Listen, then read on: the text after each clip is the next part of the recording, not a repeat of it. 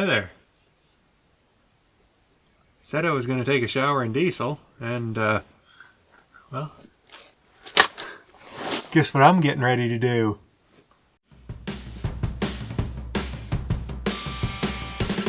Right, yeah, I can't bend my arms. This hose right here, this one, goes into the tank strainer up there. So, I'm going to undo this hose here and drop it down into a tank so that I can drain the diesel out without soaking everything. Hopefully.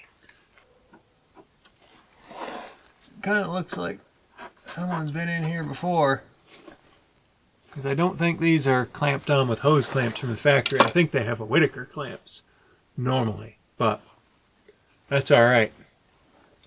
Maybe that just means that this will be an easier job because somebody's already been in here.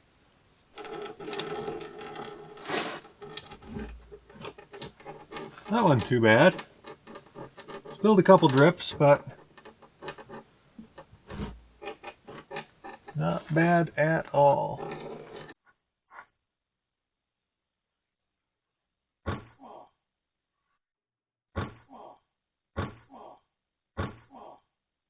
And we'll spin this thing out of here.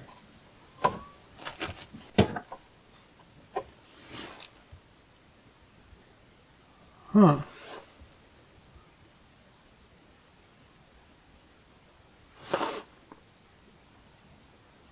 Huh. Feel like this is where the strainer was supposed to be. I'm gonna go look up and see what we're getting into with this. So, alright, I'll be back in a minute. Well, it's another day, and today everything is wet because it's rained. So, yeah, that's not much fun. But it turns out, this little guy, I went inside and looked up, and this is literally just a barbed fitting, essentially. It's crimped on and some other stuff, but you can cut it off and just use a hose like was used on here, and the big giant bolt that's up in there is the actual tank strainer. So we're going to remove that tank strainer and see how clogged up it is. It's in there so tight. We're going to put this back in.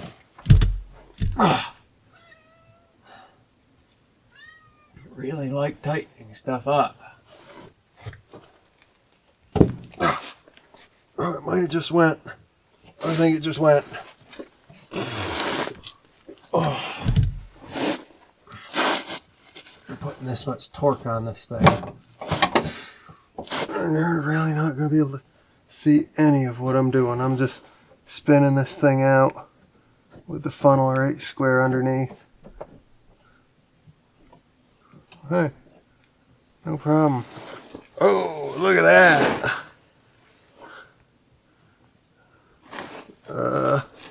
Is the camera focusing? I'll get some pictures of this. That is nasty. It is clogged right clean solid. I'm tempted to just rip this off entirely and just see if it'll plug the lines, because if I can avoid taking this thing back out again, I would like that. And we're going to put this back in with no screen on it. Just use that as a fitting for our hose. Spin this dude back in here.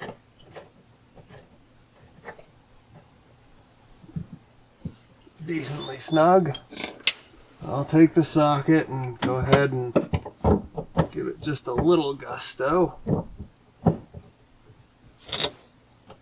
Just enough to where it's sealed that O-ring. That's plenty.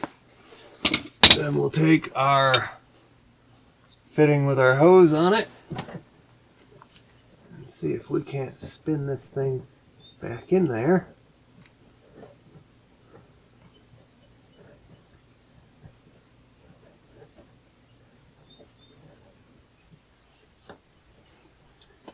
Alright, let's snug, let's get a wrench up here and make it tight.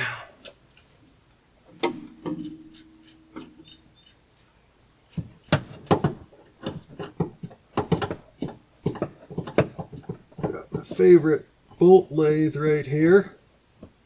It's for taking the hex head stuff and making it round. Because that's about all adjustable wrenches seem to do. I got a hose clamp right here, and I got this thing right here. Stick our hose back onto there, and then we just need to tighten that up. So now that we've got that tank strainer put back in, or well, rather the fitting for the tank strainer put back in, we're going to go ahead and bleed this fuel system. Down in here, where we showed you in the last video about the primer pump and the lift pump.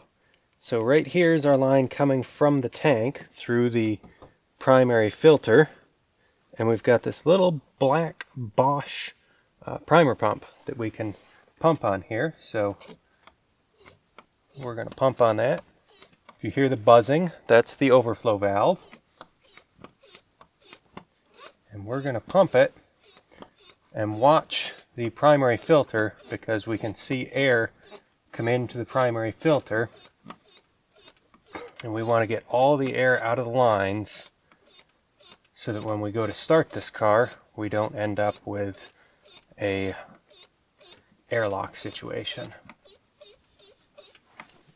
Alright, I think we're pretty well purged there, so let's start this thing up, pull it off the ramps, and take it for a drive and see how it performs now.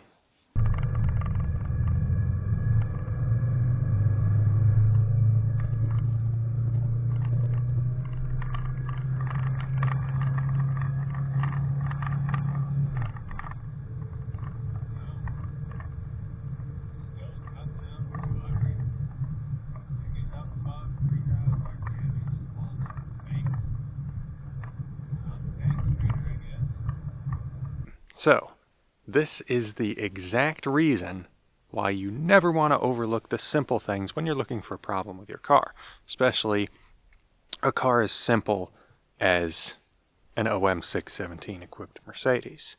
After doing the tank strainer and checking all the ALDA, the overboost system, all of that, have a look at what I've found. This here is the secondary filter that I literally just changed. This can't have more than 100 miles on it.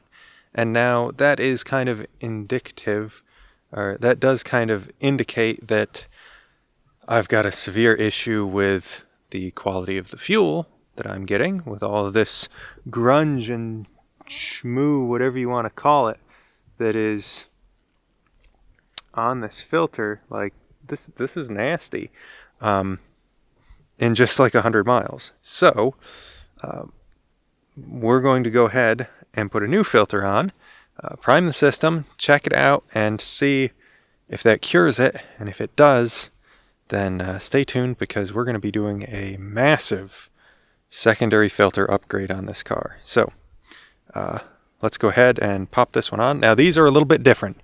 You'll need to be aware these are not necessarily a spin-on filter. This bolt is loose, so this can be turned, and it has little O-rings down in there that seal it into place. So you'll spin the filter on and then tighten the nut down while holding the filter. You still see what I'm doing?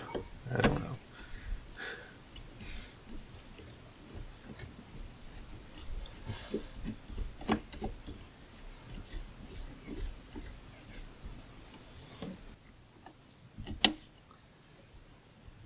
This doesn't have to be crazy Viking tight, so just a regular old nut lathe like this will work just fine. And then we're going to reach down in here. Let me see if I can hold the camera and do all this all at the same time. We're going to reach down in here next to our lift pump on our little primer pump, and we're going to prime this thing up until we hear the overflow valve buzz. All right, I think we're pretty well primed there.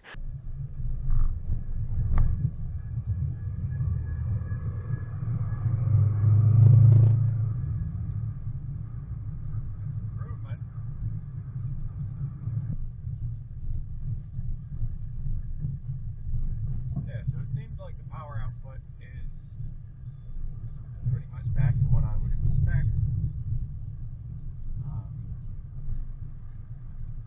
So go ahead and scroll down into the comments and tell me what an idiot I am for not checking that secondary filter to begin with, because it's cheap, it's easy, and it shows you do the easy stuff first. Chances are, even with as plugged as that tank strainer was, it probably wasn't affecting the power output at all.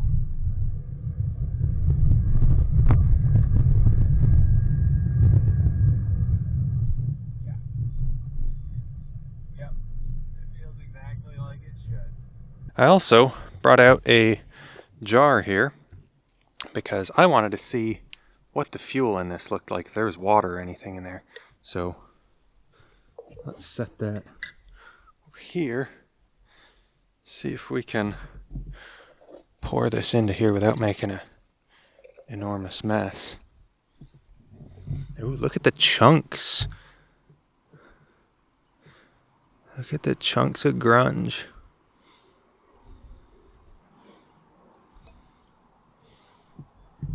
I can see stuff down inside of there. We're going to cut this filter apart. I'm going to finally either get or build a filter cutter because I want to cut this apart and really see how much grunge that thing caught. Finally got an opportunity to cut the thing apart and have a look at it so I can finish this video, get it uploaded so you guys can see what happened, and then we can move on to other things after that. So let's have a look at what the inside of this filter looks like. So the whole plan of getting a filter cutter or building one didn't work out so great. I got a little impatient and ended up just gnawing it off with my teeth. I mean, I set of tin snips. But the top piece here that has the threads for the filter, you can see just how thick this stuff is that's built up on there. It's pretty nasty. And then if we pull the actual filter element out of here, you can see just the chunks of stuff that have been captured in this. And then I don't know if I'll be able to get light enough that you can see down in the canister, but